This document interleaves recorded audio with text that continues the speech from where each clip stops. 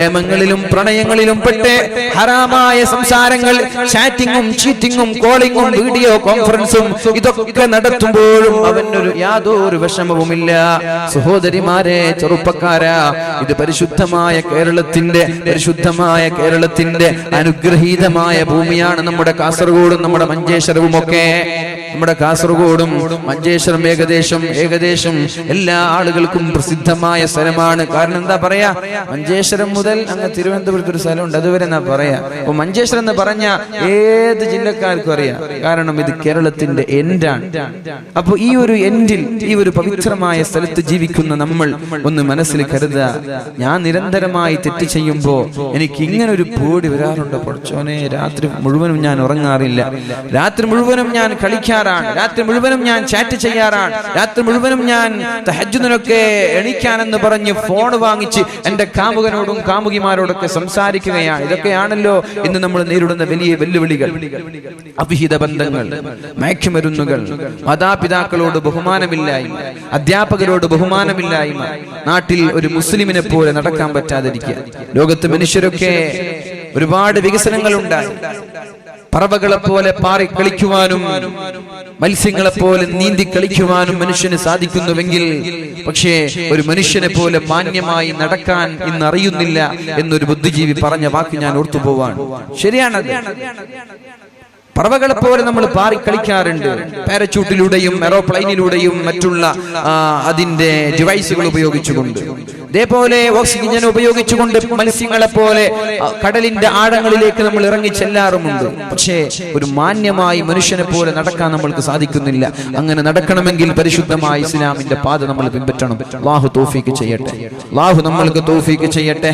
ഏതായാലും ഇബ്നു മസ്ഊദ് റളിയല്ലാഹു അൻഹു പറയുന്നു, ഒരു തെമ്മാടിയായ ഒരു സഹോദരൻ യറാ ദുനൂബഹു, അവന്റെ പാപം അവന് തോന്നുന്നത് കദുബാബിൻ മർറ അലാ അൻഫിഹി, അവന്റെ മൂക്കിന്റെ ആ വക്കിലൂടെ ഒരു ഈച്ച പാറിപ്പോയി, അതേ അവന് തോന്നുള്ളൂ.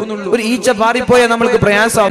തലങ്ങളിൽ നിന്നൊരു പെണ്ണ് പാടുന്ന പാട്ട് കേട്ടത്, ഹൽ മിൻ സബീലിൻ ഇലാ ഖംറിൻ ഫഅശ്റബുഹാ ഫഅശ്റബഹാ ഔ മിൻ സബീലിൻ ഇലാ നസ്റുബ്നി ഹജ്ജാജി. ഒരു പെണ്ണ് വീടിന്റെ അകത്തളങ്ങളിൽ നിന്ന് പാട്ട് പാടുകയാണ് രാത്രി ഉറങ്ങാൻ കിടക്കുമ്പോ. ഹൽ മിൻ സബീലിൻ ഇലാ ഖംറിൻ ഫഅശ്റബഹാ, കള്ള് കുടിക്കാൻ കള്ള് കിട്ടുമായിരുന്നുവെങ്കിൽ എത്ര നന്നായിരുന്നു എന്ന് ഉമർ റളിയല്ലാഹു അൻഹു മദീന ഭരിച്ചുകൊണ്ടിരിക്കുമ്പോ വീടിന്റെ അകത്തളങ്ങളിൽ നിന്നൊരു സുന്ദരിയായ യുവതി പാടുകയാണ്. 21-ാം നൂറ്റാണ്ടിലുള്ള ചെറുപ്പക്കാരിയുടെയോ കവിതകളോ പാട്ടുകളോ അല്ല. 14 നൂറ്റാണ്ടുകൾക്ക് മുമ്പ് അല്ലാഹുവിന്റെ ഹബീബിന്റെ ഉമർ തങ്ങൾ ലോകം ഭരിക്കുന്ന സമയത്താണ് പാടുന്നത്, ഹൽ മിൻ സബീലിൻ ഇലാ ഖംറിൻ ഫഅശ്റബഹാ, കള്ള് കുടിക്കാൻ കള്ള് കിട്ടിയിരുന്നുവെങ്കിൽ എത്ര നന്നായിരുന്നു എന്ന്. ഔ മിൻ സബീലിൻ ഇലാ നസ്റുബ്നി ഹജ്ജാജി, അല്ലെങ്കിൽ നമ്മുടെ മദീനയിൽ സുന്ദരനായ സുമുഖനായ ഹജ്ജാജ് നസ്റുബ്നി ഹജ്ജാജിന്റെ കൂടെ കിടപ്പറ പങ്കിടാൻ ഒരവസരം ലഭിച്ചിരുന്നുവെങ്കിൽ എത്ര നന്നായിരുന്നു എന്നൊരു പെണ്ണ് വീടിന്റെ അകത്തളങ്ങളിൽ നിന്ന് മധുരിതമായ ഒരു പാട്ട് പാടുമ്പോഴാണ് മഹാനായ ഉമർ റളിയല്ലാഹു അൻഹു അപ്രതീക്ഷിതമായി വീടിന്റെ വക്കിലൂടെ എത്തിപ്പെടുന്നത്. ഉടനെ ഉമർ തങ്ങൾ എന്ത് ചെയ്തു നോക്കണം, ഒരു തെറ്റ് സംഭവിക്കുമോ എന്ന് ഭയന്ന് മഹാനായ ഉമർ ഇബ്നുൽ ഖത്താബ് റളിയല്ലാഹു അൻഹു നേരെ ചെല്ലുന്നത് പള്ളിയിലേക്കാണ്. സുബ്ഹി നിസ്കാരം കഴിഞ്ഞ ഉടനെ നസ്റുബ്നി ഹജ്ജാജ് എന്ന് പറയുന്ന സുമുഖനായ ചെറുപ്പക്കാരന് തന്റെ പള്ളിയിലേക്ക് വിളിച്ചു വരുത്തുകയാണ്. സുബ്ഹാനല്ലാഹ്, നോക്കുമ്പോൾ വല്ലാത്ത മനോഹരമായ മുടി. നമ്മുടെ ചെറുപ്പക്കാരുടെയൊക്കെ ഹെയർ സ്റ്റൈൽ ഉണ്ടല്ലോ, ഒരു ഭാഗം ചെത്തിവെക്കുന്ന ഒരു സ്റ്റൈൽ ഉണ്ടല്ലോ, തലയുടെ 3 ഭാഗങ്ങൾ ചെത്തിവെച്ച് മുൻഭാഗങ്ങളിൽ മാത്രം അല്പം നീട്ടിവെച്ച് അത് തന്നെ നെറ്റിയിലേക്ക് വളച്ചിട്ട് ഹറാമായ രീതിയിൽ മുടിവെട്ടുന്ന ചെറുപ്പക്കാരാ, അലം യഅ്നിലിൽ ലദീന ആമനൂ അൻ തഖ്ശഅ ഖുലൂബുഹും ലിദിക്രില്ലാഹ് വമാ നസല മിനൽ ഹഖ്. പരിശുദ്ധമായ ഖുർആനിന്റെ താക്കീത് കേട്ട് നന്നാവാനുള്ള സമയമായിട്ടില്ലേ? പരിശുദ്ധമായ റമളാൻ ഒന്നിന് പിറകെ ഒന്നായി കടന്നു വന്നു, എന്നിട്ടും നിനക്ക് നന്നാവാനുള്ള സമയമായിട്ടില്ലേ? അലം യഅ്നിലിൽ ലദീന ആമനൂ, ആരെയാണ് നീ പിൻപറ്റുന്നത്?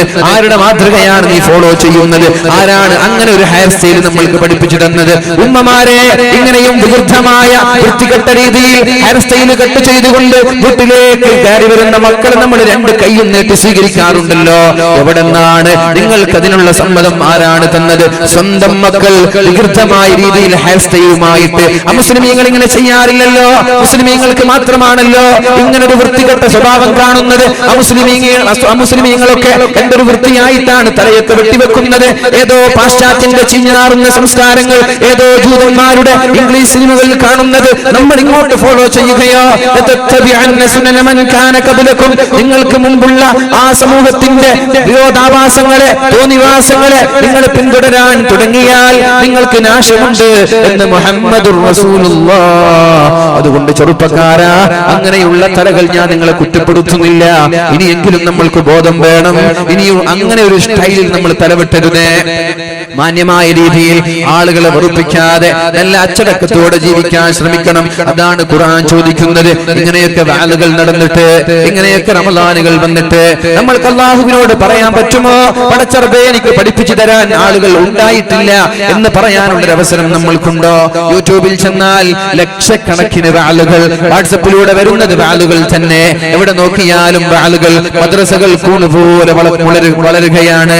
എവിടെ പോയാലും ഉസ്താദുമാർ, ഖുർആൻ ക്ലാസുകൾ, ഇങ്ങനെ നിരന്തരമായി ഒന്നിന് പിറകെ ഒന്നായി വാലുകൾ നമ്മുടെ വിരൽ തുമ്പിലേക്ക് കടന്നു വരുമ്പോ അല്ലാഹുവിനോട് എനിക്ക് അറിഞ്ഞിട്ടില്ല, ഞാൻ കേട്ടിട്ടില്ല എന്ന് പറയാനുള്ളൊരു അവസരം നമ്മൾക്കില്ല. അതുകൊണ്ട് നന്നാവണേ. ഖുർആൻ ചോദിക്കുന്നത് പോലെ, അലം യഅ്നിലില്ലദീന ആമനൂ, ഓ സത്യവിശ്വാസികളെ, നിങ്ങൾക്ക് നന്നാവാനുള്ള സമയമായിട്ടില്ലേ? നിങ്ങൾക്ക് നന്നാവാനുള്ള സമയമായിട്ടില്ലേ? ഇനി എപ്പോഴാണ് നന്നാവുന്നത് എന്ന് ഖുർആൻ ചോദിക്കുമ്പോ, ബലാ യാ റബ്ബ്, അല്ലാഹുവേ ഞാനിതാ നന്നാവുകയാണല്ലോ, ഞാൻ നന്നാവുകയാണല്ലോ. ഈ പരിശുദ്ധമായ റമളാനിന്റെ ഈ 11ാമത്തെ ദിവസം കൊണ്ട് ഞാൻ നന്നാവുകയാണെന്ന് പറഞ്ഞ് നന്നാവാനുള്ള സന്മനസ് വേണം. അല്ലാഹു നമ്മൾക്ക് തൗഫീഖ് ചെയ്യട്ടെ. ഉമ്മമാരെ, ചെറുപ്പത്തിൽ തന്നെ ചെറിയ ചെറിയ കുട്ടികളെ നിങ്ങൾ എന്തൊക്കെയോ വൃത്തികേടുള്ള ഹെയർ സ്റ്റൈൽ കൊടുക്കാറുണ്ടല്ലോ. തന്റെ മകനൊന്ന് ഭംഗിയായി കാണട്ടെ എന്ന് പറഞ്ഞിട്ടൊക്കെ ചെറിയ ചെറിയ കുട്ടികളെ വൃത്തികെട്ട രീതിയിൽ നിങ്ങൾ ബാർബർ ഷോപ്പിൽ കൊണ്ടുപോയി മുടിവെട്ടാറുണ്ടല്ലോ. അന്ന് മുതലാണ് ഈ മോശപ്പെട്ട സ്വഭാവം അവർ പഠിക്കുന്നത്. പിന്നെ വലുതാകുമ്പോ നിങ്ങൾക്കതൊരു വൃത്തികേടായി തോന്നി. മക്കളോട് നിങ്ങൾ ഉപദേശിച്ചാൽ അവർ നന്നാവൂല. എന്റെ 4-5 വയസ്സുള്ള സമയത്ത് നിങ്ങളാണ് അവർക്ക് ഇത്രയും മോശമായ രീതിയിലുള്ള ചീഞ്ഞുനാറുന്ന സംസ്കാരം പഠിപ്പിച്ചു കൊടുത്തത്. ആദ്യത്തെ പാളിച്ച വന്നത് നിങ്ങളുടെ ഭാഗത്താണ്. ആ പാളിച്ചകൾ വരാതെ, ആ പ്രശ്നങ്ങൾ വരാതെ, ആ ന്യൂനതകൾ വരാതെ ഇനിയുള്ള ദിവസങ്ങൾ നമ്മൾ ശ്രദ്ധിച്ചേക്കണം. അല്ലാഹു തൗഫീഖ് ചെയ്യട്ടെ. കഴിഞ്ഞു പോയതൊക്കെ അല്ലാഹു നമ്മൾക്ക് മാപ്പ് നൽകട്ടെ. അല്ലാഹുവേ, കഴിഞ്ഞു പോയത് നീ ഞങ്ങൾക്ക് മാപ്പ് നൽകണേ അല്ലാ. അറിയാതെ ചെയ്തു പോയതാണ് റബ്ബേ. ഇനിയുള്ള കാലം തെറ്റ് ചെയ്യാതെ ജീവിക്കാൻ എല്ലാവർക്കും നീ തൗഫീഖ് ചെയ്യണേ അല്ലാ. നമ്മുടെ ചെറുപ്പക്കാരെ സാലിഹീങ്ങളിൽ പെടുത്തണേ അല്ലാ. എല്ലാവിധ മദ്യങ്ങളുടെയും മയക്കുമരുന്നിന്റെയും മാഫിയകളിലോ ലോബികളിലോ പെട്ടുപോയിട്ടുണ്ടെങ്കിൽ അതെല്ലാം വലിച്ചെറിഞ്ഞുകൊണ്ട് പരിശുദ്ധമായ ഇസ്ലാമിന്റെ ആ മഹിതമായ സംസ്കാരത്തിലേക്ക് കടന്നു വരാനും അല്ലാഹുവേ, ഞാൻ ഇതാ റമളാൻ കൊണ്ട് നന്നായിരിക്കുകയാണെന്ന് പറയുവാനും നമ്മുടെ ചെറുപ്പക്കാർക്ക് നീ ഭാഗ്യം നൽകണേ അല്ലാ.